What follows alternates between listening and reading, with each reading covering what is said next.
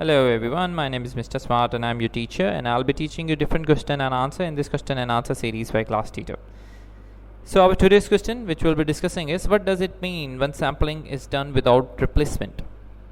And the answer of the question is, when sampling is done without replacement, it means that each selected item is not returned to the population before the next selection.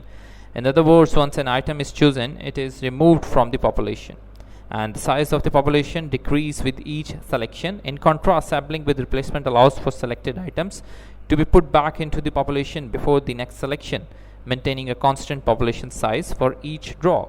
Sampling without replacement is often used in various statistical analysis, survey, and experiment to avoid duplication of data point and to better represent the true characteristics of population being sampled. It is particularly important when the population is small, as a removal of item during selection can significantly affect the subsequent selection and overall result of the sampling process. So that's the answer. If you still have any other question, just leave a comment and I will get back to you as soon as I can. Thank you very much for watching the video. Until next question, bye bye.